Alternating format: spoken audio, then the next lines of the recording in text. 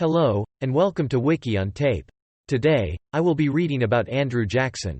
This recording was made on Tuesday, September 1, 2020 by Wiki-On-Tape v1.0.7. Let's get started.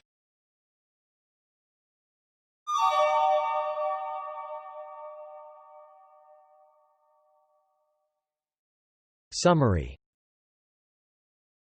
Andrew Jackson, March 15, 1767 to June 8, 1845, was an American soldier and statesman who served as the 7th President of the United States from 1829 to 1837. Before being elected to the presidency, Jackson gained fame as a general in the United States Army and served in both houses of the U.S. Congress. As president, Jackson sought to advance the rights of the common man against a corrupt aristocracy, and to preserve the Union. Born in the colonial Carolinas to a Scotch-Irish family in the decade before the American Revolutionary War, Jackson became a frontier lawyer and married Rachel Donaldson Robards. He served briefly in the United States House of Representatives and the United States Senate, representing Tennessee. After resigning, he served as a justice on the Tennessee Supreme Court from 1798 until 1804. Jackson purchased a property later known as the Hermitage, and became a wealthy, slave-owning planter. In 1801, he was appointed colonel of the Tennessee Militia and was elected its commander the following year. He led troops during the Creek War of 1813–1814, winning the Battle of Horseshoe Bend. The subsequent Treaty of Fort Jackson required the Creek surrender of vast lands in present-day Alabama and Georgia. In the concurrent war against the British, Jackson's victory in 1815 at the Battle of New Orleans made him a national hero. Jackson then led U.S. forces in the First Seminole War, which led to the annexation of Florida from Spain. Jackson briefly served as Florida's first territorial governor before returning to the Senate. He ran for president in 1824, winning a plurality of the popular and electoral vote. As no candidate won an electoral majority, the House of Representatives elected John Quincy Adams in a contingent election. In reaction to the alleged, corrupt bargain, between Adams and Henry Clay and the ambitious agenda of President Adams, Jackson's supporters founded the Democratic Party. Jackson ran again in 1828, defeating Adams in a landslide. Jackson faced the threat of secession by South Carolina over what opponents called the Tariff of Abominations. The crisis was diffused when the tariff was amended, and Jackson threatened the use of military force if South Carolina attempted to secede. In Congress, Henry Clay led the effort to reauthorize the Second Bank of the United States. Jackson, regarding the bank as a corrupt institution that benefited the wealthy at the expense of ordinary Americans, vetoed the renewal of its charter. After a lengthy struggle, Jackson and his allies thoroughly dismantled the bank. In 1835, Jackson became the only president to completely pay off the national debt, fulfilling a longtime goal. While Jackson pursued numerous reforms designed to eliminate waste and corruption, his presidency marked the beginning of the ascendancy of the party-spoils system, in American politics. In 1830, Jackson signed the Indian Removal Act, which forcibly relocated most members of the Native American tribes in the South to Indian Territory. The relocation process dispossessed the Indians and resulted in widespread death and disease. Jackson opposed the abolitionist movement, which grew stronger in his second term. In foreign affairs, Jackson's administration concluded a most favored nation treaty with Great Britain, settled claims of damages against France from the Napoleonic Wars, and recognized the Republic of Texas. In January 1835, he survived the first assassination attempt on a sitting president. In his retirement, Jackson remained active in Democratic Party politics, supporting the presidencies of Martin Van Buren and James K. Polk. Though fearful of its effects on the slavery debate, Jackson advocated the annexation of Texas, which was accomplished shortly before his death. Jackson has been widely revered in the United States as an advocate for democracy and the common man. Many of his actions proved divisive, garnering both fervent support and strong opposition from many in the country. His reputation has suffered since the 1970s, largely due to his role in Native American removal. Surveys of historians and scholars have ranked Jackson favorably among U.S. presidents.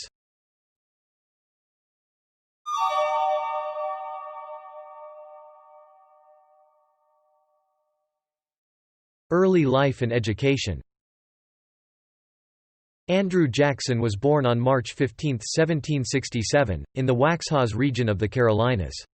His parents were Scots-Irish colonists Andrew Jackson and his wife Elizabeth Hutchinson, Presbyterians who had emigrated from Ulster, present-day Northern Ireland, 2 years earlier. Jackson's father was born in Carrickfergus, County Antrim, around 1738. Jackson's parents lived in the village of Boney before, also in County Antrim. His paternal ancestors originated in Killingswold Grove, Yorkshire, England. When they immigrated to North America in 1765, Jackson's parents brought 2 children from Ireland, Hugh born 1763 and Robert born 1764. The family probably landed in Philadelphia. Most likely they traveled overland through the Appalachian Mountains to the Scots-Irish community in the Waxhaws, straddling the border between North and South Carolina. Jackson's father died in February 1767 at the age of 29, in a logging accident while clearing land, 3 weeks before his son Andrew was born. Jackson, his mother, and his brothers lived with Jackson's aunt and uncle in the Waxhaws region, and Jackson received schooling from 2 nearby priests. Jackson's exact birthplace is unclear because of a lack of knowledge of his mother's actions immediately following her husband's funeral. The area was so remote that the border between North and South Carolina had not been officially surveyed. In 1824, Jackson wrote a letter saying he had been born on the plantation of his uncle James Crawford in Lancaster County, South Carolina. Jackson may have claimed to be a South Carolinian because the state was considering nullification of the Tariff of 1824, which he opposed. In the mid-1850s, secondhand evidence indicated that he might have been born at a different uncle's home in North Carolina. As a young boy, Jackson was easily offended and was considered something of a bully. He was, however, said to have taken a group of younger and weaker boys under his wing and been very kind to them.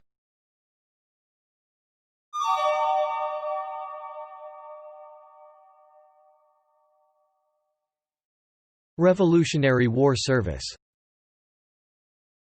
During the Revolutionary War, Jackson's eldest brother, Hugh, died from heat exhaustion after the Battle of Stono Ferry on June 20, 1779. Anti-British sentiment intensified following the brutal Waxhaws massacre on May 29, 1780. Jackson's mother encouraged him and his elder brother Robert to attend the local militia drills. Soon, they began to help the militia as couriers. They served under Colonel William Richardson Davie at the Battle of Hanging Rock on August 6. Andrew and Robert were captured by the British in April 1781 while staying at the home of the Crawford family.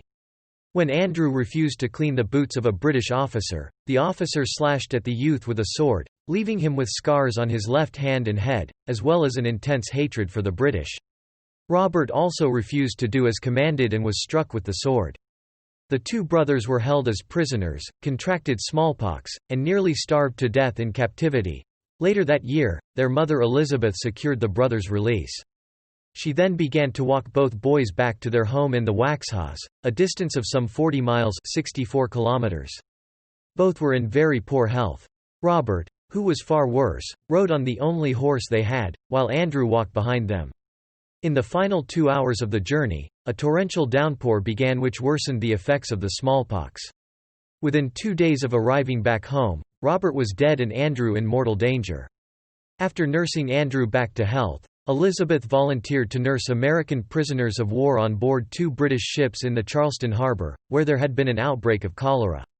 In November, she died from the disease and was buried in an unmarked grave. Andrew became an orphan at age 14. He blamed the British personally for the loss of his brothers and mother.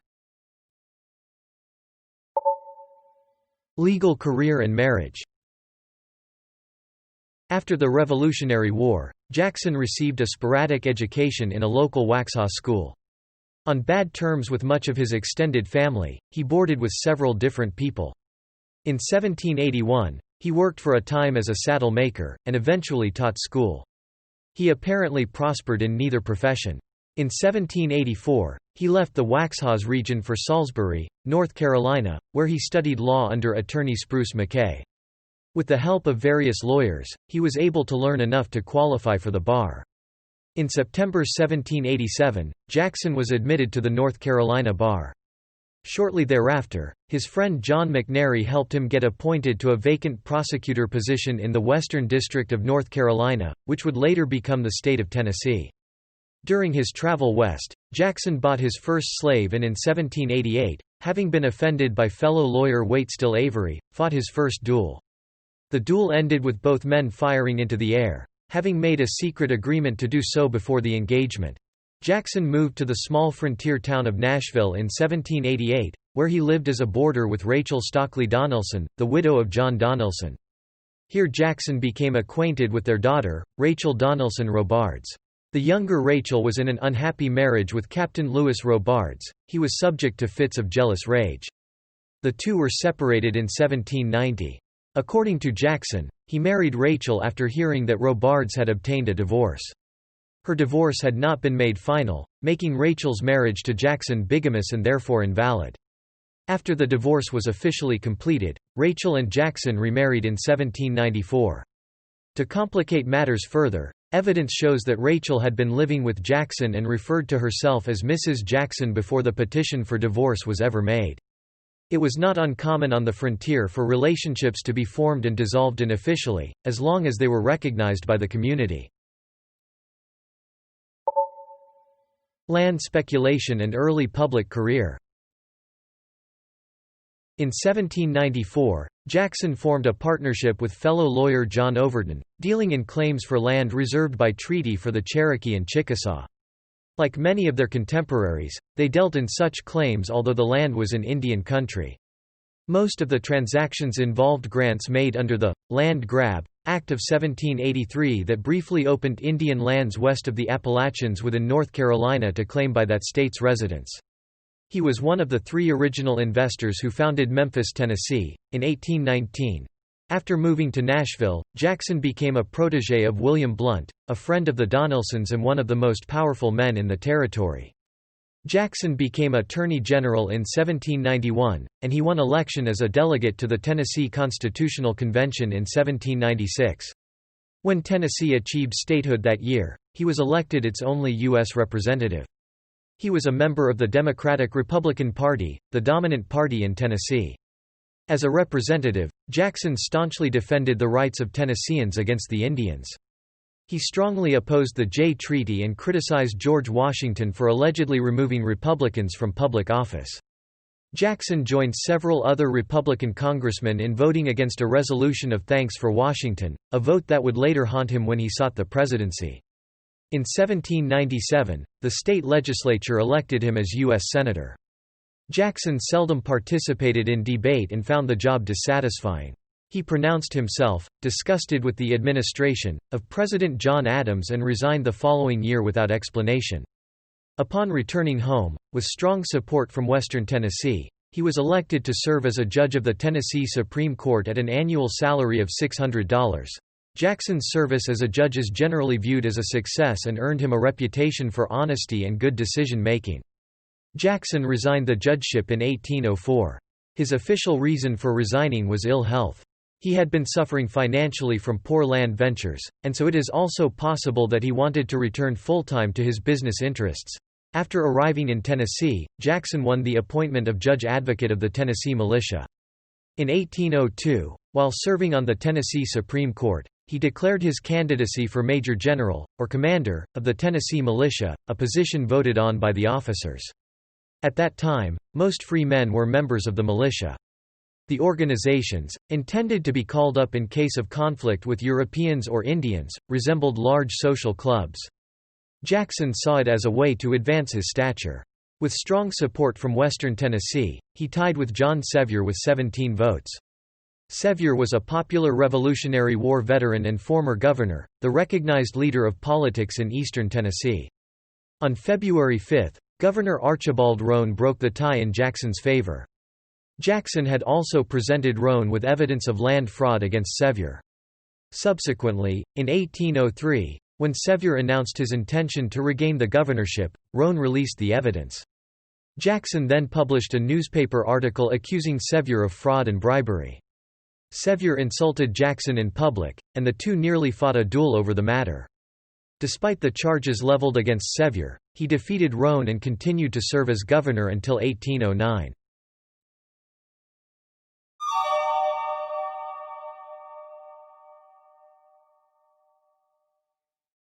Planting career and controversy. In addition to his legal and political career, Jackson prospered as planter, slave owner, and merchant. He built a home and the first general store in Gallatin, Tennessee, in 1803. The next year, he acquired the Hermitage, a 640-acre (259 hectares) plantation in Davidson County, near Nashville. He later added 360 acres (146 hectares) to the plantation, which eventually totaled 1,050 acres (425 hectares). The primary crop was cotton, grown by slaves. Jackson began with 9, owned as many as 44 by 1820, and later up to 150, placing him among the planter elite. Jackson also co-owned with his son Andrew Jackson Jr. the Halcyon Plantation in Coahoma County, Mississippi, which housed 51 slaves at the time of his death. Throughout his lifetime, Jackson may have owned as many as 300 slaves. Men, women, and child slaves were owned by Jackson on 3 sections of the Hermitage Plantation. Slaves lived in extended family units of between 5 and 10 persons and were quartered in 400 square feet, 37 square meters cabins made either of brick or logs. The size and quality of the Hermitage slave quarters exceeded the standards of his times. To help slaves acquire food, Jackson supplied them with guns, knives, and fishing equipment. At times he paid his slaves with monies and coins to trade in local markets. The Hermitage Plantation was a profit-making enterprise. Jackson permitted slaves to be whipped to increase productivity or if he believed his slaves' offenses were severe enough. At various times he posted advertisements for fugitive slaves who had escaped from his plantation. In one advertisement placed in the Tennessee Gazette in October 1804, Jackson offered $10 extra for every 100 lashes any person will give him, to the amount of 300. The controversy surrounding his marriage to Rachel remained a sore point for Jackson, who deeply resented attacks on his wife's honor. By May 1806, Charles Dickinson, who, like Jackson, raced horses, had published an attack on Jackson in the local newspaper, and it resulted in a written challenge from Jackson to a duel. Since Dickinson was considered an expert shot, Jackson determined it would be best to let Dickinson turn and fire first. Hoping that his aim might be spoiled in his quickness, Jackson would wait and take careful aim at Dickinson. Dickinson did fire first, hitting Jackson in the chest. The bullet that struck Jackson was so close to his heart that it could not be removed. Under the rules of dueling, Dickinson had to remain still as Jackson took aim and shot and killed him. Jackson's behavior in the duel outraged men in Tennessee, who called it a brutal, cold-blooded killing and saddled Jackson with a reputation as a violent, vengeful man. He became a social outcast. After the Sevier affair and the duel, Jackson was looking for a way to salvage his reputation. He chose to align himself with former Vice President Aaron Burr.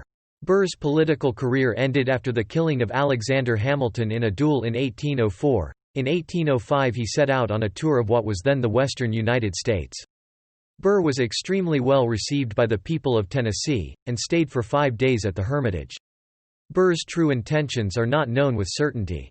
He seems to have been planning a military operation to conquer Spanish Florida and drive the Spanish from Texas. To many Westerners like Jackson, the promise seemed enticing. Western American settlers had long held bitter feelings towards Spain due to territorial disputes and the persistent failure of the Spanish to keep Indians living on their lands from raiding American settlements. On October 4, 1806, Jackson addressed the Tennessee militia, declaring that the men should be, at a moment's warning, ready to march. On the same day, he wrote to James Winchester, proclaiming that the United States can conquer not only the Floridas, at that time there was an East Florida and a West Florida, but all Spanish North America.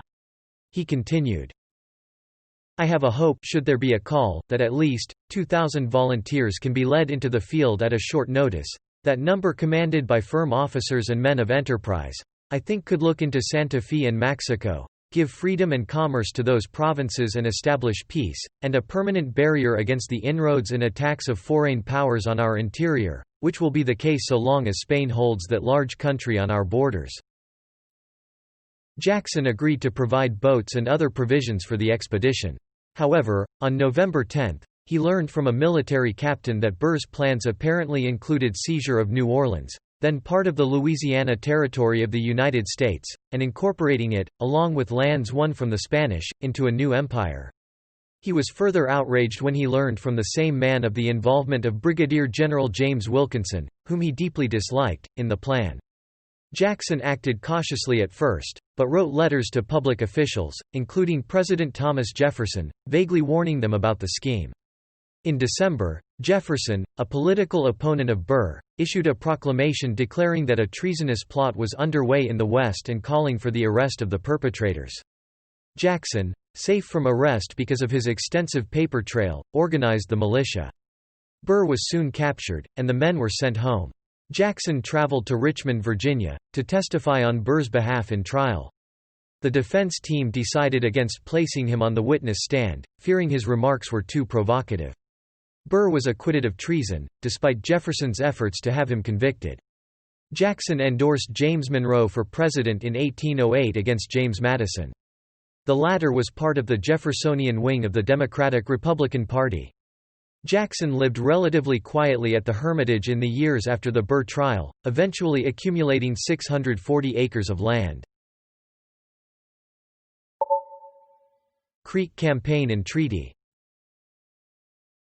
Leading up to 1812, the United States found itself increasingly drawn into international conflict.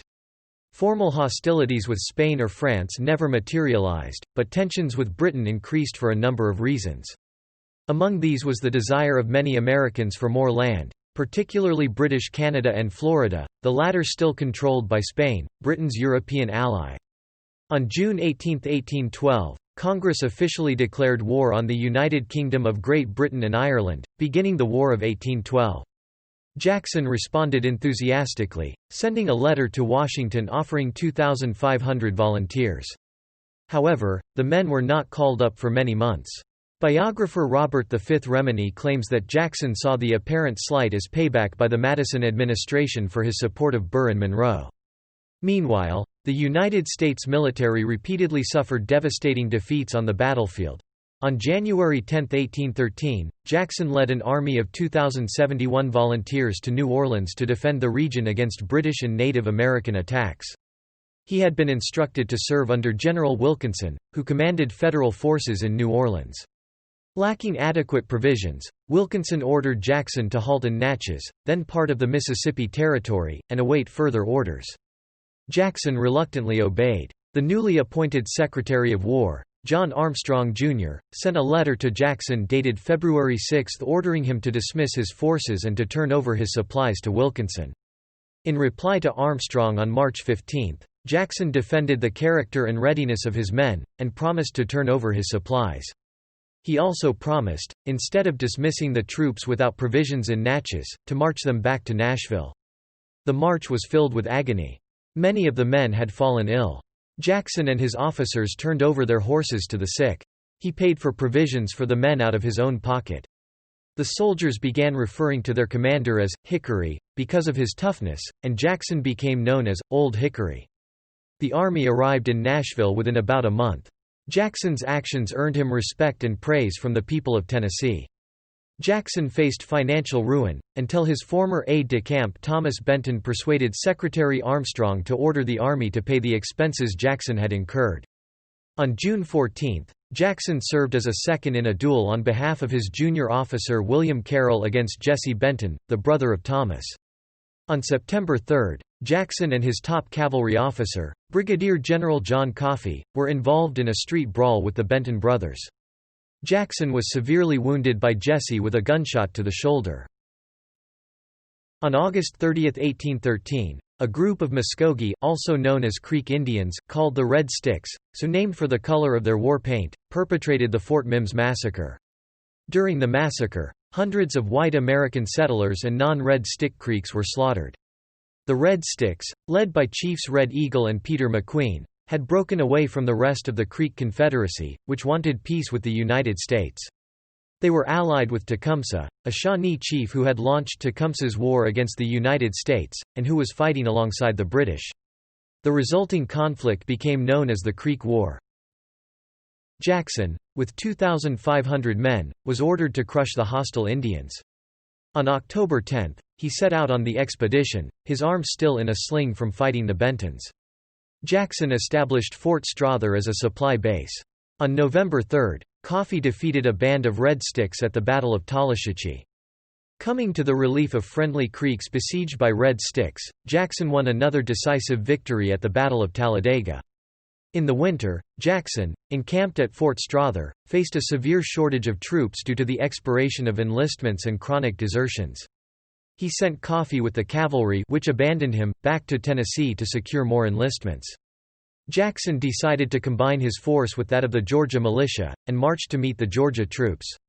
From January 22–24, 1814, while on their way, the Tennessee militia and allied Muskogee were attacked by the Red Sticks at the battles of Emukfa and Onotochapo Creek. Jackson's troops repelled the attackers, but outnumbered, were forced to withdraw to Fort Strother. Jackson, now with over 2,000 troops, marched most of his army south to confront the Red Sticks at a fortress they had constructed at a bend in the Tallapoosa River.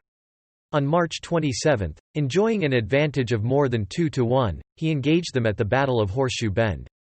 An initial artillery barrage did little damage to the well-constructed fort. A subsequent infantry charge, in addition to an assault by Coffee's cavalry and diversions caused by the friendly Creeks, overwhelmed the Red Sticks. The campaign ended 3 weeks later with Red Eagle's surrender, although some Red Sticks such as McQueen fled to East Florida. On June 8, Jackson accepted a commission as brigadier general in the United States Army, and 10 days later became a major general, in command of the 7th Military Division. Subsequently, Jackson, with Madison's approval, imposed the Treaty of Fort Jackson. The treaty required the Muskogee, including those who had not joined the Red Sticks, to surrender 23 million acres, 8,093,713 hectares, of land to the United States. Most of the Creeks bitterly acquiesced. Though in ill health from dysentery, Jackson turned his attention to defeating Spanish and British forces. Jackson accused the Spanish of arming the Red Sticks and of violating the terms of their neutrality by allowing British soldiers into the Floridas. The first charge was true, while the second ignored the fact that it was Jackson's threats to invade Florida which had caused them to seek British protection.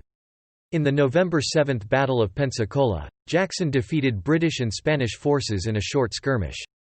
The Spanish surrendered and the British fled. Weeks later, he learned that the British were planning an attack on New Orleans, which sat on the mouth of the Mississippi River and held immense strategic and commercial value.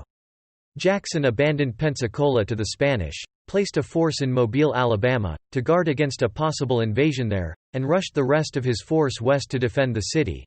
The Creeks coined their own name for Jackson, Jacksa Chula Harjo, or Jackson, Old and Fierce. Battle of New Orleans. After arriving in New Orleans on December 1, 1814, Jackson instituted martial law in the city, as he worried about the loyalty of the city's Creole and Spanish inhabitants. At the same time, he formed an alliance with Jean Lafitte's smugglers, and formed military units consisting of African Americans and Muskogees, in addition to recruiting volunteers in the city. Jackson received some criticism for paying white and non-white volunteers the same salary. These forces, along with U.S. Army regulars and volunteers from surrounding states, joined with Jackson's force in defending New Orleans. The approaching British force, led by Admiral Alexander Cochrane and later General Edward Pakenham, consisted of over 10,000 soldiers, many of whom had served in the Napoleonic Wars. Jackson had only about 5,000 men, most of whom were inexperienced and poorly trained. The British arrived on the east bank of the Mississippi River on the morning of December 23. That evening, Jackson attacked the British and temporarily drove them back. On January 8, 1815, the British launched a major frontal assault against Jackson's defences. An initial artillery barrage by the British did little damage to the well-constructed American defences.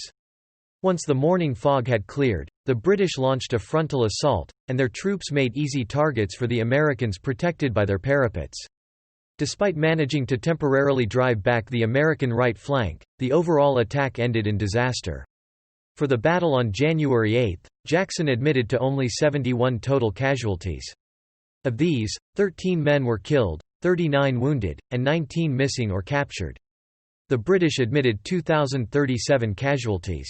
Of these, 291 men were killed including Pakenham, 1,262 wounded, and 484 missing or captured. After the battle, the British retreated from the area, and open hostilities ended shortly thereafter when word spread that the Treaty of Ghent had been signed in Europe that December. Coming in the waning days of the war, Jackson's victory made him a national hero, as the country celebrated the end of what many called the Second American Revolution, against the British. By a congressional resolution on February 27, 1815, Jackson was given the thanks of Congress and awarded a Congressional Gold Medal. Alexis de Tocqueville, underwhelmed by Jackson according to a 2001 commentator, later wrote in Democracy in America that Jackson was raised to the presidency, and has been maintained there, solely by the recollection of a victory which he gained, 20 years ago, under the walls of New Orleans. Some have claimed that, because the war was already ended by the preliminary signing of the Treaty of Ghent, Jackson's victory at New Orleans was without importance aside from making him a celebrated figure. However, the Spanish, who had sold the Louisiana Territory to France, disputed France's right to sell it to the United States through the Louisiana Purchase in 1803.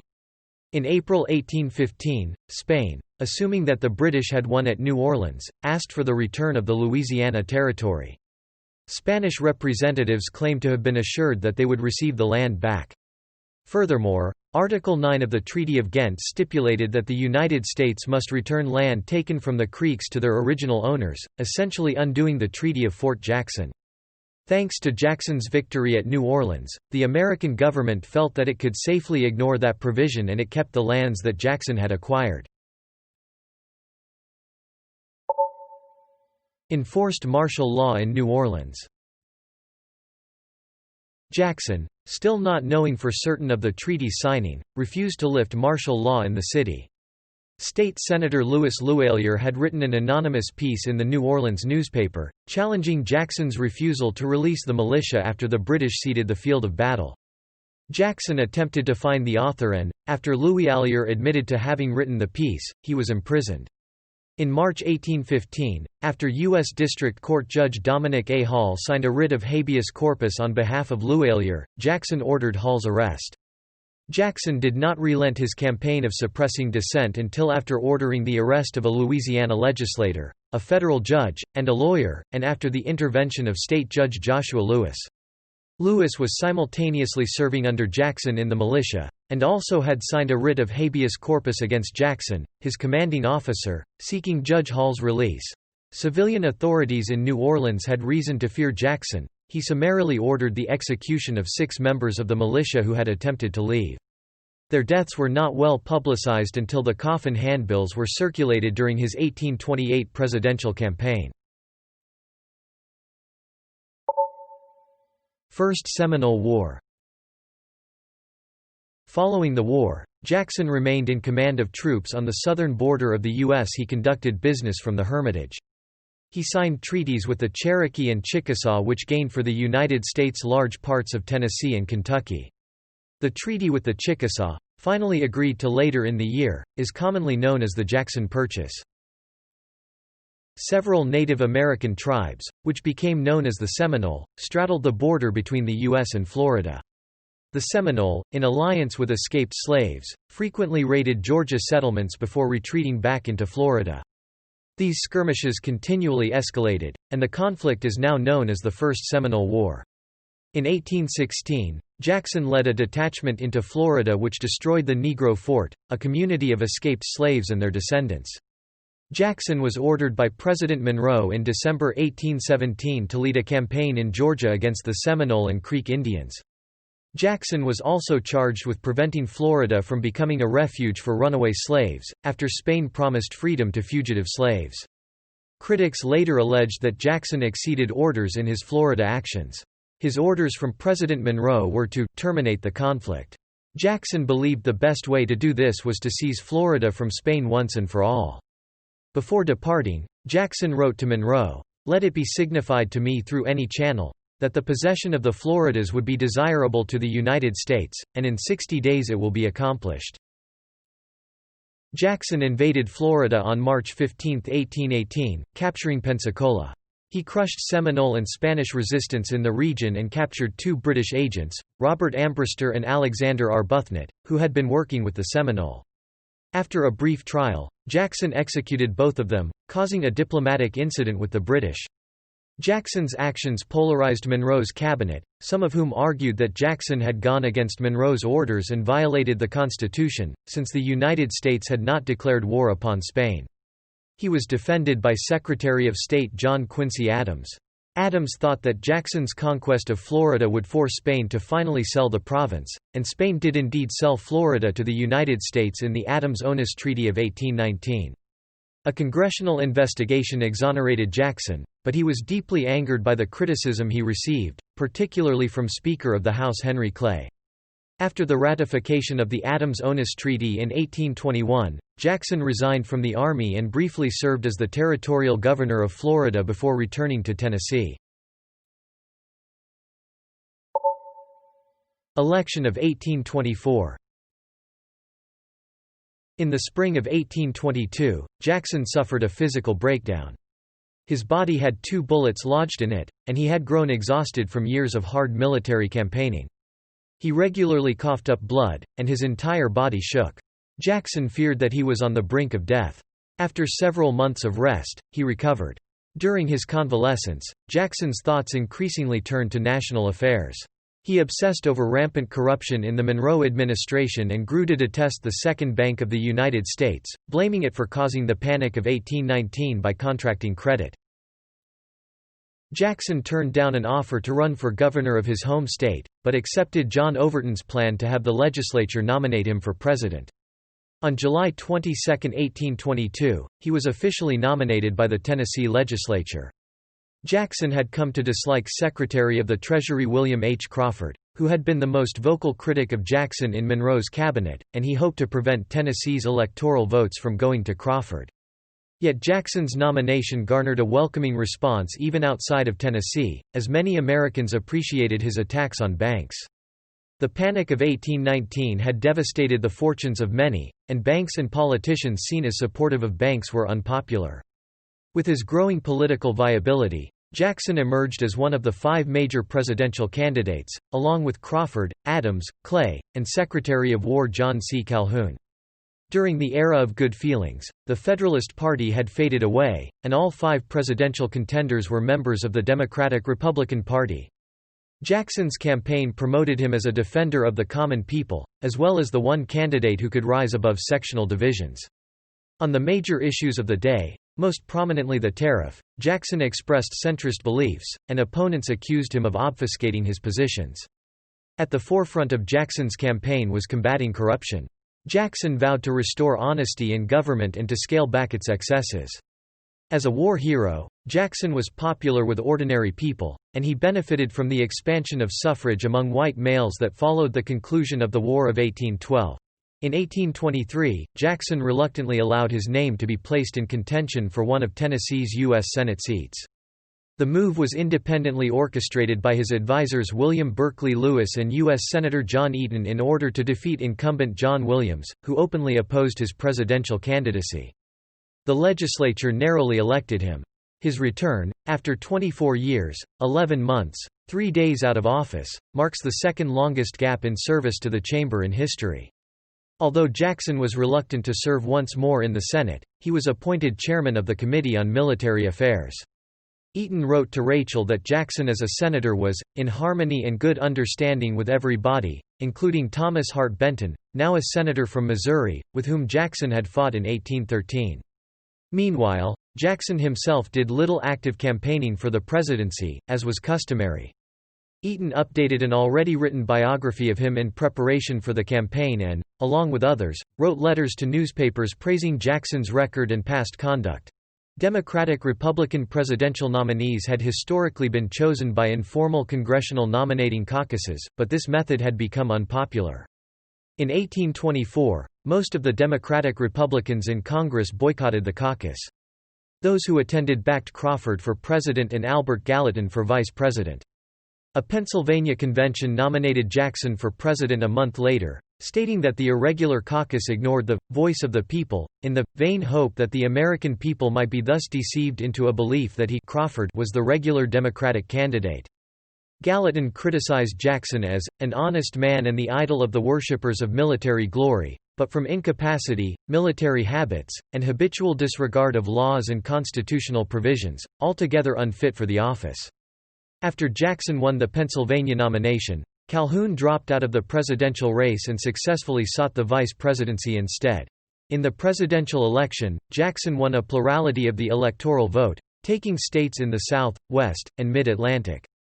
He was the only candidate to win states outside of his regional base, as Adams dominated New England, Clay took 3 western states, and Crawford won Virginia and Georgia. Jackson won a plurality of the popular vote, taking 42%, although not all states held a popular vote for the presidency. He won 99 electoral votes, more than any other candidate, but still short of 131, which he needed for a true majority.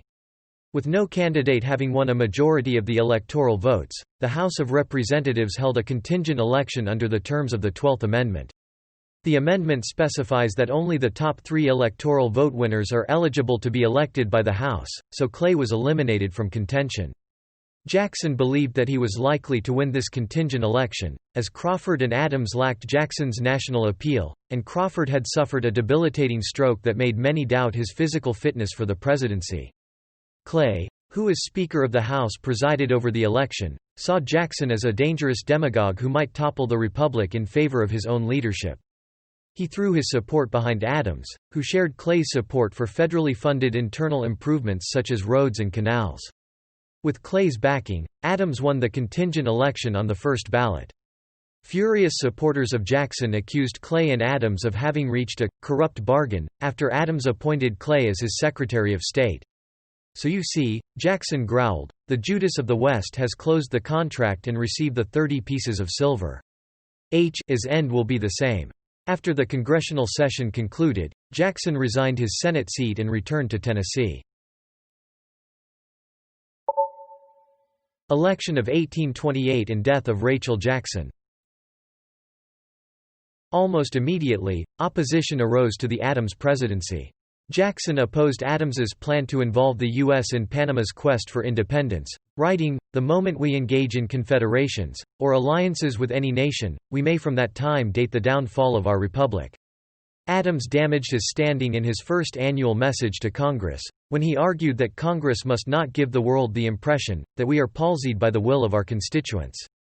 Jackson was nominated for president by the Tennessee legislature in October 1825, more than 3 years before the 1828 election. It was the earliest such nomination in presidential history, and it attested to the fact that Jackson's supporters began the 1828 campaign almost as soon as the 1824 campaign ended. Adams's presidency foundered, as his ambitious agenda faced defeat in a new era of mass politics. Critics led by Jackson attacked Adams's policies as a dangerous expansion of federal power. New York Senator Martin Van Buren, who had been a prominent supporter of Crawford in 1824, emerged as one of the strongest opponents of Adams's policies, and he settled on Jackson as his preferred candidate in 1828. Van Buren was joined by Vice President Calhoun, who opposed much of Adams's agenda on states' rights grounds. Van Buren and other Jackson allies established numerous pro-Jackson newspapers and clubs around the country, while Jackson avoided campaigning but made himself available to visitors at his Hermitage plantation. In the election, Jackson won a commanding 56% of the popular vote and 68% of the electoral vote. The election marked the definitive end of the one-party era of good feelings, as Jackson's supporters coalesced into the Democratic Party and Adams's followers became known as the National Republicans. In the large Scots-Irish community that was especially numerous in the rural South and Southwest, Jackson was a favorite. The campaign was heavily personal. As was the custom at the time, neither candidate personally campaigned, but their political followers organized campaign events. Both candidates were rhetorically attacked in the press. Jackson was labeled a slave trader who bought and sold slaves and moved them about in defiance of higher standards of slaveholder behavior. A series of pamphlets known as the Coffin Handbills were published to attack Jackson, one of which revealed his order to execute soldiers at New Orleans. Another accused him of engaging in cannibalism by eating the bodies of American Indians killed in battle, while still another labeled his mother a common prostitute, and stated that Jackson's father was a mulatto man. Rachel Jackson was also a frequent target of attacks, and was widely accused of bigamy, a reference to the controversial situation of her marriage with Jackson. Jackson's campaigners fired back by claiming that while serving as minister to Russia, Adams had procured a young girl to serve as a prostitute for Emperor Alexander I. They also stated that Adams had a billiard table in the White House and that he had charged the government for it. Rachel had been under extreme stress during the election, and often struggled while Jackson was away. She began experiencing significant physical stress during the election season. Jackson described her symptoms as excruciating pain in the left shoulder, arm, and breast. After struggling for 3 days, Rachel finally died of a heart attack on December 22, 1828, 3 weeks after her husband's victory in the election, which began on October 31 and ended on December 2, and 10 weeks before Jackson took office as president. A distraught Jackson had to be pulled from her so the undertaker could prepare the body. He felt that the abuse from Adams's supporters had hastened her death and never forgave him. Rachel was buried at the Hermitage on Christmas Eve. "May God Almighty forgive her murderers," Jackson swore at her funeral. "I never can." Philosophy. Jackson's name has been associated with Jacksonian democracy, or the shift and expansion of democracy with the passing of some political power from established elites to ordinary voters based in political parties. The Age of Jackson shaped the national agenda and American politics. Jackson's philosophy as president was similar to that of Jefferson, advocating Republican values held by the Revolutionary generation. Jackson took a moral tone, with the belief that agrarian sympathies, and strong states' rights with a limited federal government, would produce less corruption. He feared that moneyed and business interests would corrupt Republican values. When South Carolina opposed the tariff law, he took a strong line in favor of nationalism and against secession. Jackson believed in the ability of the people to arrive at right conclusions. They had the right not only to elect but to instruct their agents and representatives. Office holders should either obey the popular will or resign. He rejected the view of a powerful and independent Supreme Court with binding decisions, arguing that, the Congress, the executive, and the court must each or itself be guided by its own opinions of the Constitution. Jackson thought that Supreme Court justices should be made to stand for election, and believed in strict constructionism as the best way to ensure democratic rule. He called for term limits on presidents and the abolition of the Electoral College. According to Robert V. Remini, Jackson was far ahead of his times and maybe even further than this country can ever achieve. Inauguration. Jackson departed from the Hermitage on January 19 and arrived in Washington on February 11. He then set about choosing his cabinet members. Jackson chose Van Buren as expected for Secretary of State, Eaton of Tennessee as Secretary of War, Samuel D. Ingham of Pennsylvania as Secretary of Treasury, John Branch of North Carolina as Secretary of Navy, John M. Berrien of Georgia as Attorney General, and William T. Berry of Kentucky as Postmaster General. Jackson's first choice of cabinet proved to be unsuccessful, full of bitter partisanship and gossip. Jackson blamed Adams in part for what was said about Rachel during the campaign, and refused to meet him after arriving in Washington. Therefore, Adams chose not to attend the inauguration. On March 4, 1829, Andrew Jackson became the first United States president-elect to take the oath of office on the east portico of the U.S. Capitol. In his inaugural speech, Jackson promised to respect the sovereign powers of states and the constitutional limits of the presidency. He also promised to pursue reform by removing power from unfaithful or incompetent hands. At the conclusion of the ceremony, Jackson invited the public to the White House, where his supporters held a raucous party. Thousands of spectators overwhelmed the White House staff, and minor damage was caused to fixtures and furnishings. Jackson's populism earned him the nickname, King Mob. Reforms, rotation of offices, and spoils system. In an effort to purge the government of corruption, Jackson launched presidential investigations into all executive cabinet offices and departments. He believed appointees should be hired on merit and withdrew many candidates he believed were lax in their handling of monies. He believed that the federal government had been corrupted and that he had received a mandate from the American people to purge such corruption. Jackson's investigations uncovered enormous fraud in the federal government, and numerous officials were removed from office and indicted on corruption. In the first year of Jackson's presidency, his investigations uncovered $280,000 stolen from the Treasury, and the Department of the Navy was saved $1 million. He asked Congress to reform embezzlement laws, reduce fraudulent applications for federal pensions, pass revenue laws to prevent evasion of custom duties, and pass laws to improve government accounting. Jackson's Postmaster General Berry resigned after a congressional investigation into the Postal Service revealed mismanagement of mail services, collusion and favoritism in awarding lucrative contracts, as well as failure to audit accounts and supervise contract performances. Jackson replaced Berry with Treasury Auditor and prominent Kitchen Cabinet member Amos Kendall, who went on to implement much-needed reforms in the Post Office Department. Jackson repeatedly called for the abolition of the Electoral College by constitutional amendment in his annual messages to Congress as president. In his third annual message to Congress, he expressed the view, "I have heretofore recommended amendments of the federal constitution giving the election of president and vice president to the people and limiting the service of the former to a single term. So important do I consider these changes in our fundamental law that I cannot, in accordance with my sense of duty, omit to press them upon the consideration of a new Congress." Although he was unable to implement these goals, Jackson's time in office did see a variety of other reforms. He supported an act in July 1836 that enabled widows of Revolutionary War soldiers who met certain criteria to receive their husbands' pensions. In 1836, Jackson established the 10-hour day in national shipyards.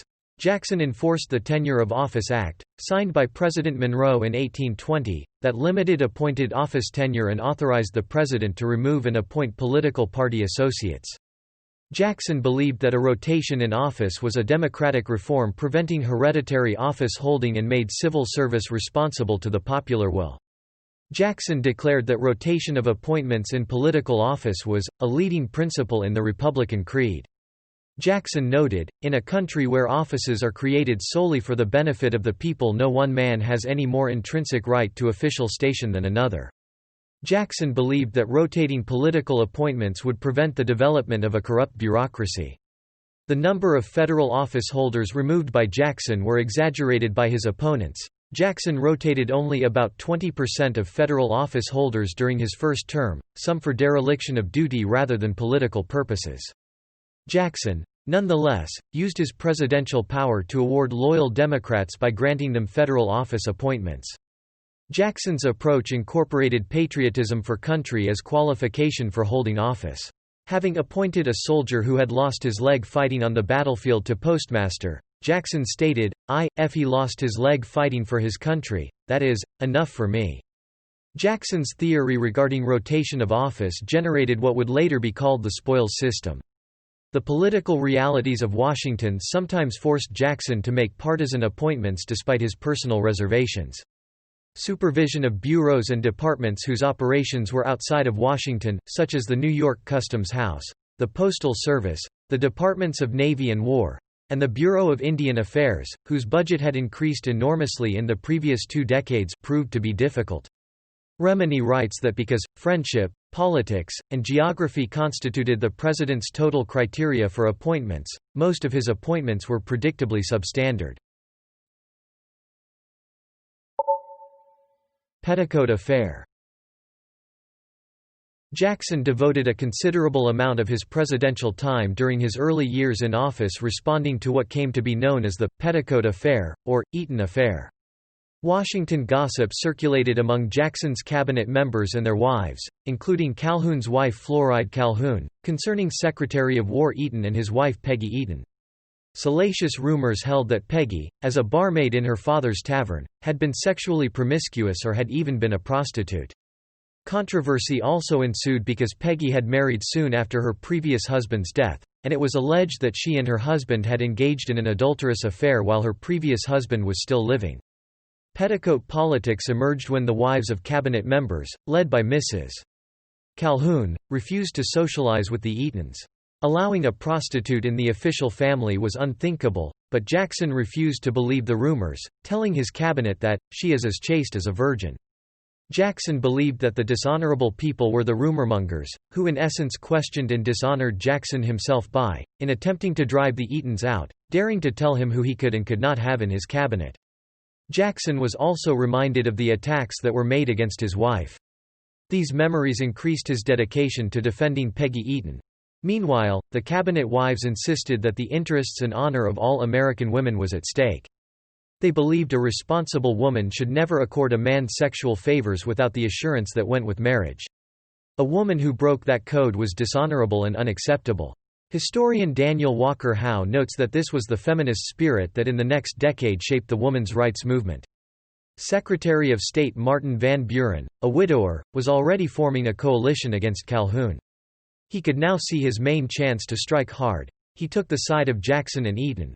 In the spring of 1831, Jackson, at Van Buren's suggestion, demanded the resignations of all the cabinet members except Berry. Van Buren himself resigned to avoid the appearance of bias. In 1832, Jackson nominated Van Buren to be minister to Great Britain. Calhoun blocked the nomination with a tie-breaking vote against it, claiming the defeated nomination would kill Van Buren, sir, kill dead. He will never kick, sir, never kick. Van Buren continued to serve as an important advisor to Jackson and was placed on the ticket for vice president in the 1832 election, making him Jackson's heir apparent. The Petticoat affair led to the development of the Kitchen Cabinet. The Kitchen Cabinet emerged as an unofficial group of advisors to the president.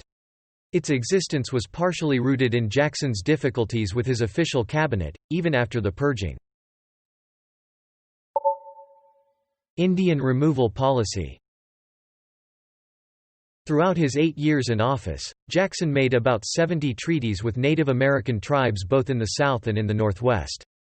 Jackson's presidency marked a new era in Indian Anglo-American relations, initiating a policy of Indian removal.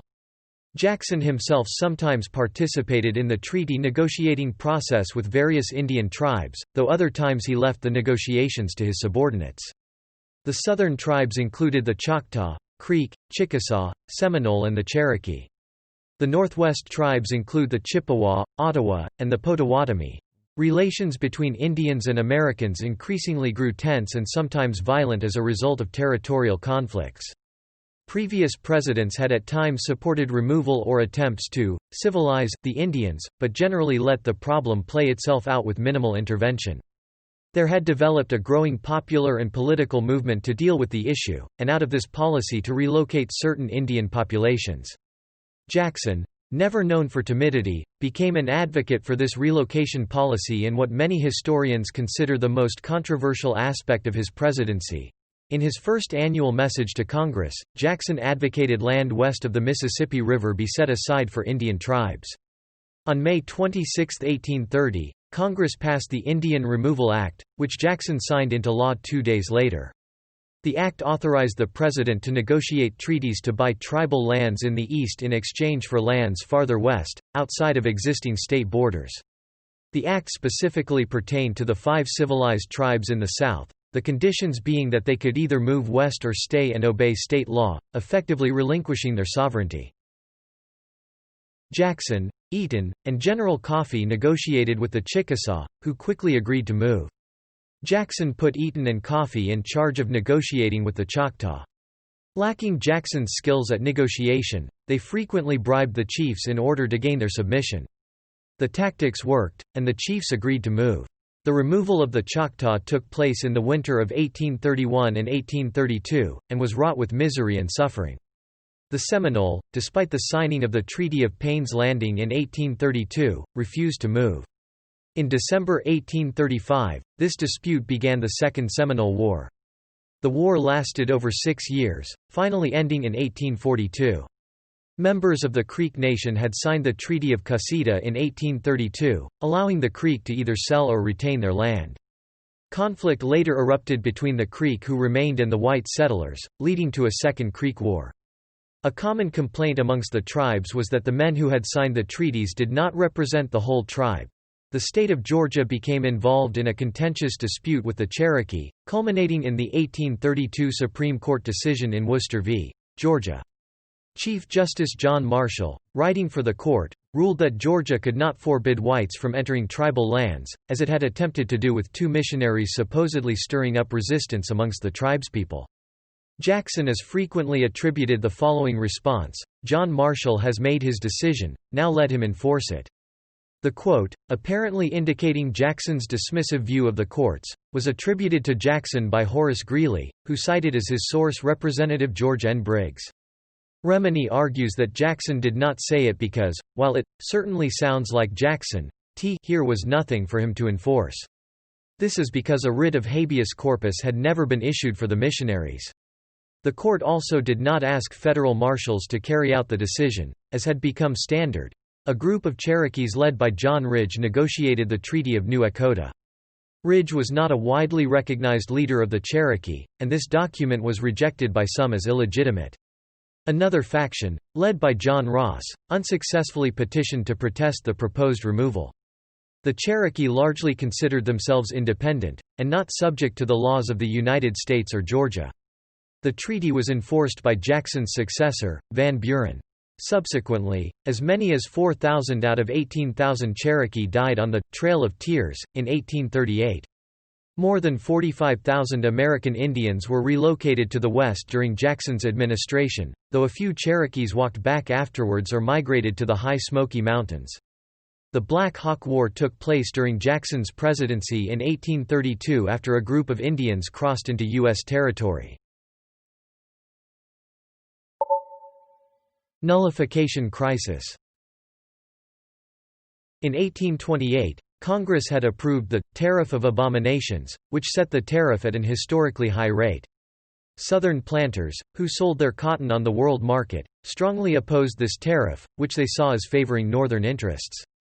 The South now had to pay more for goods it did not produce locally, and other countries would have more difficulty affording Southern cotton. The issue came to a head during Jackson's presidency, resulting in the Nullification crisis, in which South Carolina threatened disunion. The South Carolina Exposition and Protest of 1828, secretly written by Calhoun, asserted that their state had the right to nullify, declare void, the tariff legislation of 1828. Although Jackson sympathized with the South in the tariff debate, he also vigorously supported a strong union, with effective powers for the central government.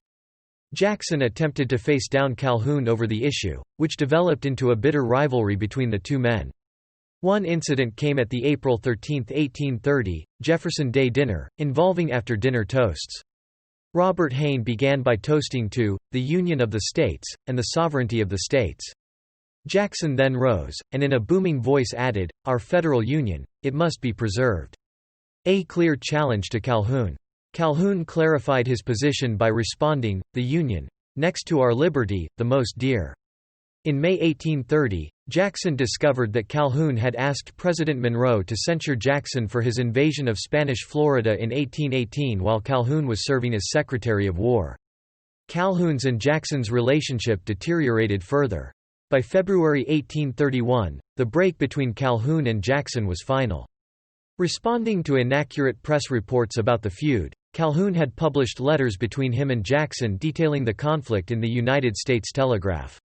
Jackson and Calhoun began an angry correspondence which lasted until Jackson stopped it in July. The Telegraph, edited by Duff Green, initially supported Jackson. After it sided with Calhoun on nullification, Jackson needed a new organ for the administration.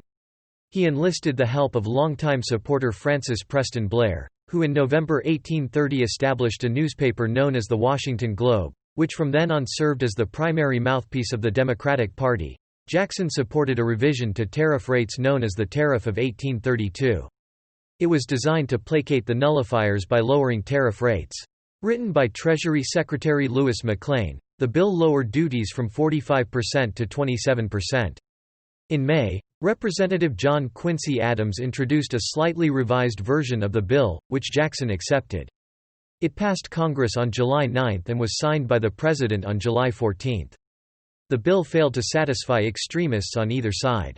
On November 24, the South Carolina legislature nullified both the Tariff of 1832 and the Tariff of 1828. In response, Jackson sent U.S. Navy warships to Charleston Harbor, and threatened to hang any man who worked to support nullification or secession. On December 28, 1832, Calhoun resigned as vice president, after having been elected to the U.S. Senate.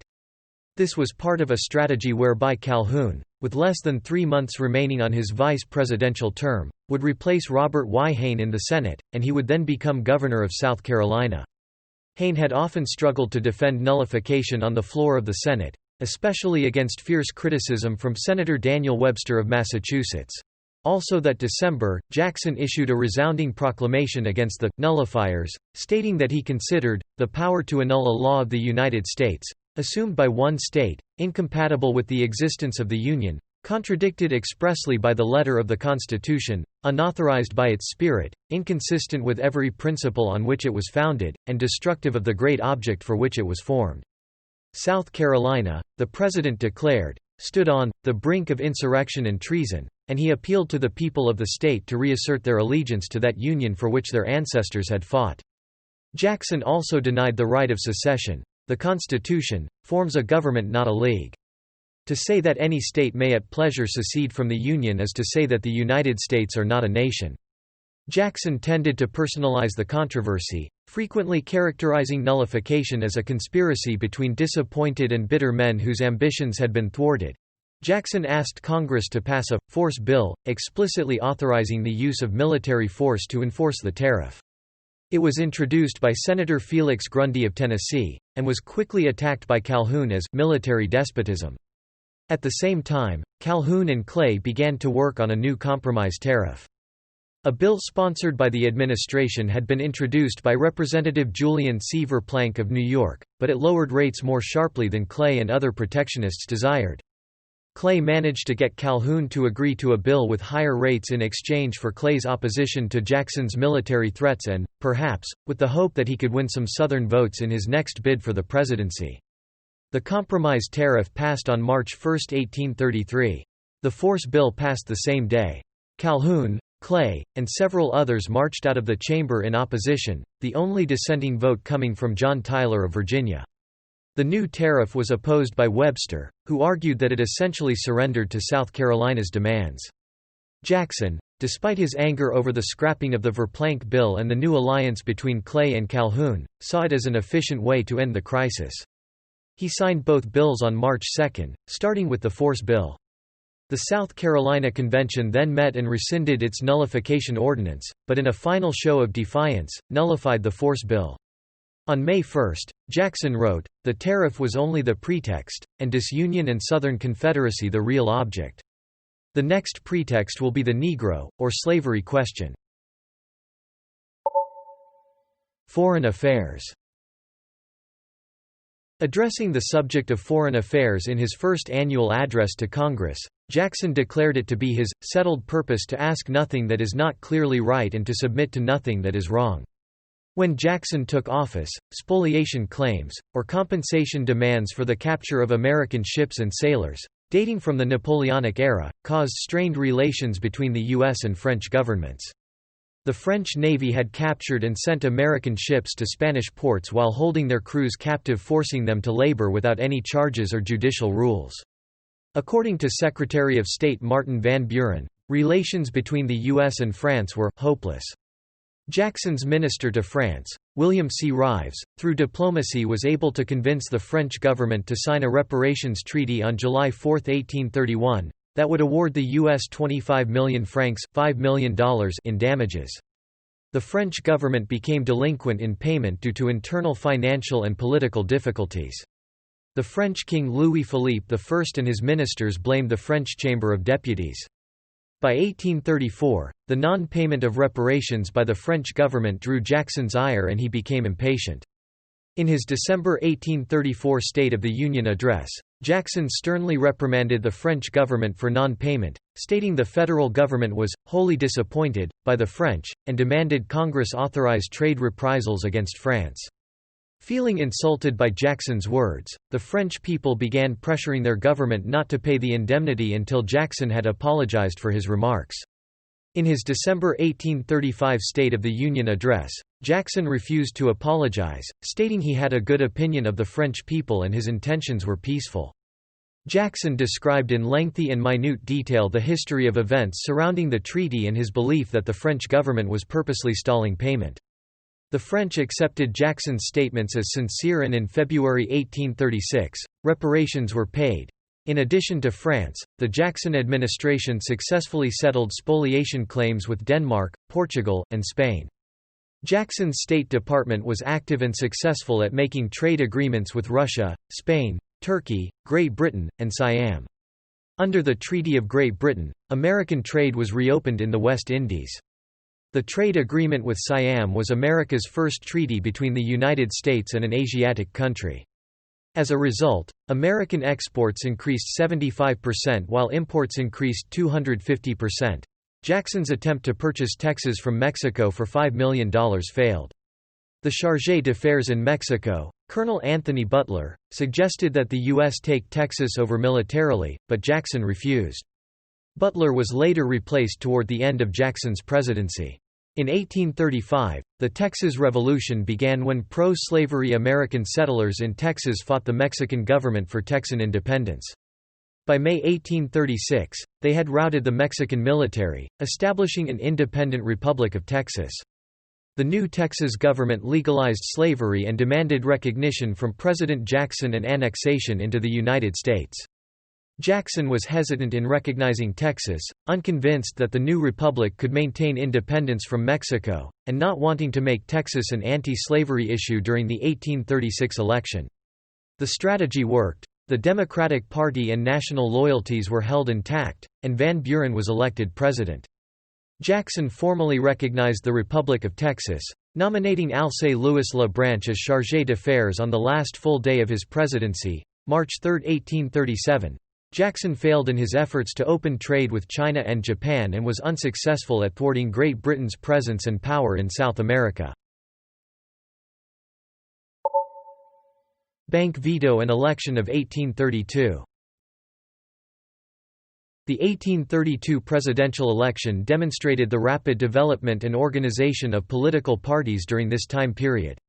The Democratic Party's first national convention, held in Baltimore, nominated Jackson's choice for vice president, Van Buren.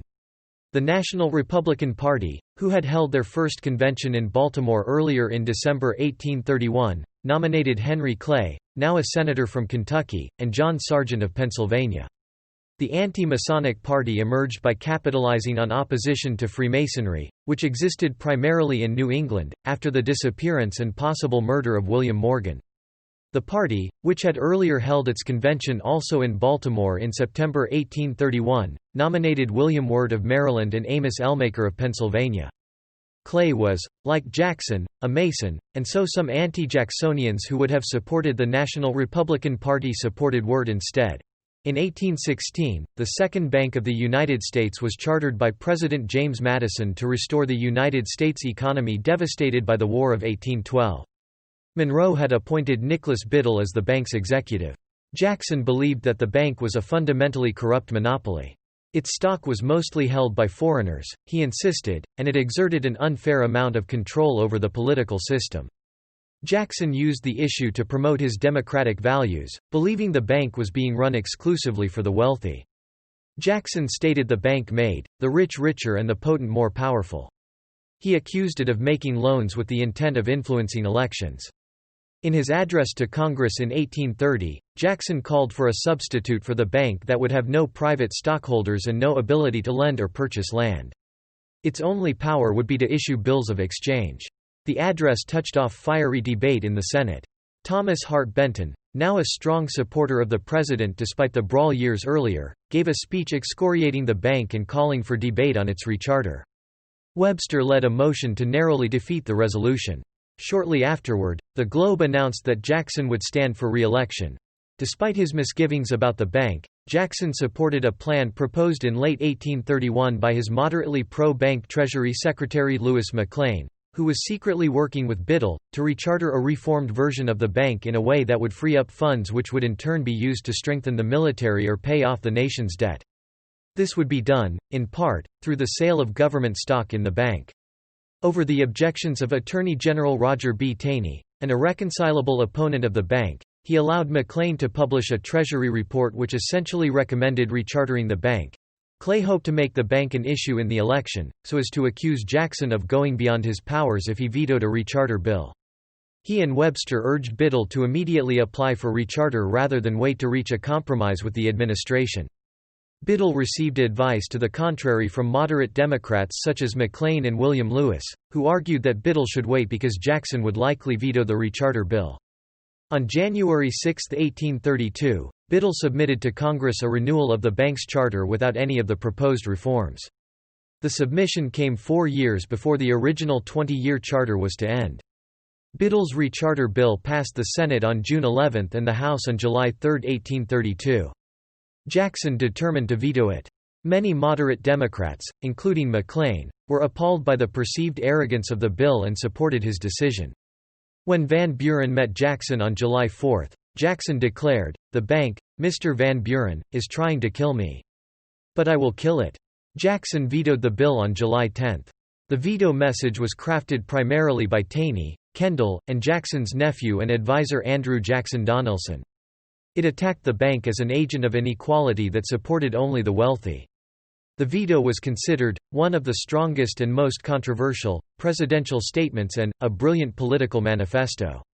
The National Republican Party immediately made Jackson's veto of the bank a political issue. Jackson's political opponents castigated the veto as the very slang of the leveler and demagogue, claiming Jackson was using class warfare to gain support from the common man. At Biddle's direction, the bank poured thousands of dollars into a campaign to defeat Jackson, seemingly confirming Jackson's view that it interfered in the political process. Jackson successfully portrayed his veto as a defense of the common man against governmental tyranny. Clay proved to be no match for Jackson's ability to resonate with the people and the Democratic Party's strong political networks. Democratic newspapers, parades, barbecues, and rallies increased Jackson's popularity. Jackson himself made numerous public appearances on his return trip from Tennessee to Washington, D.C.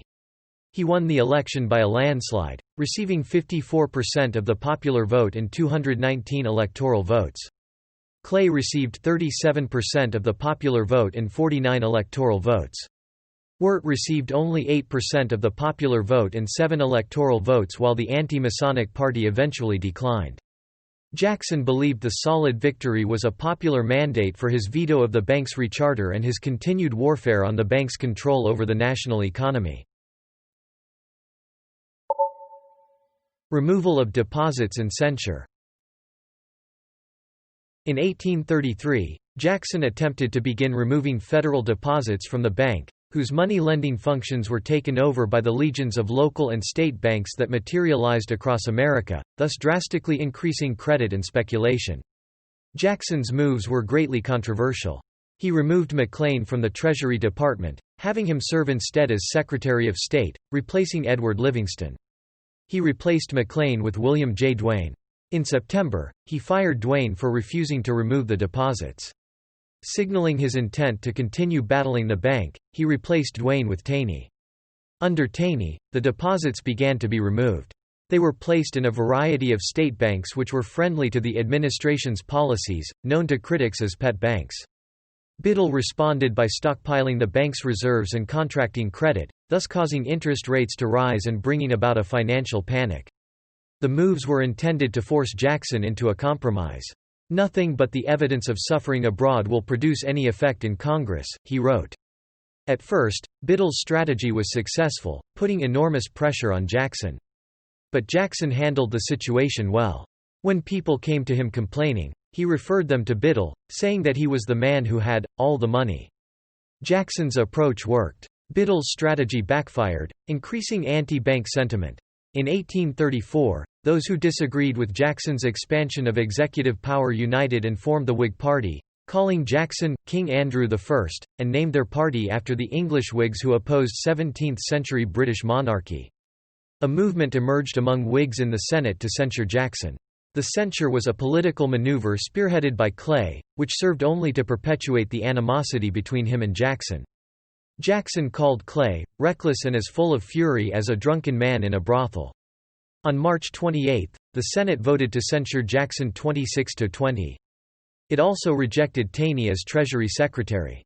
The House, however, led by Ways and Means Committee Chairman James K. Polk, declared on April 4 that the bank ought not to be rechartered, and that the depositions ought not to be restored. It voted to continue allowing pet banks to be places of deposit and voted even more overwhelmingly to investigate whether the bank had deliberately instigated the panic. Jackson called the passage of these resolutions a glorious triumph. It essentially sealed the bank's demise. The Democrats later suffered a temporary setback. Polk ran for Speaker of the House to replace Andrew Stevenson. After Southerners discovered his connection to Van Buren, he was defeated by fellow Tennessean John Bell, a Democrat-turned-Whig who opposed Jackson's removal policy. Payment of U.S. national debt. The national economy following the withdrawal of the remaining funds from the bank was booming, and the federal government through duty revenues and sale of public lands was able to pay all bills. On January 1, 1835, Jackson paid off the entire national debt, the only time in U.S. history that has been accomplished. The objective had been reached in part through Jackson's reforms aimed at eliminating the misuse of funds and through his vetoes of legislation which he deemed extravagant. In December 1835, Polk defeated Bell in a rematch and was elected Speaker. Finally, on January 16, 1837, when the Jacksonians had a majority in the Senate, the censure was expunged after years of effort by Jackson supporters. The expunction movement was led, ironically, by Benton.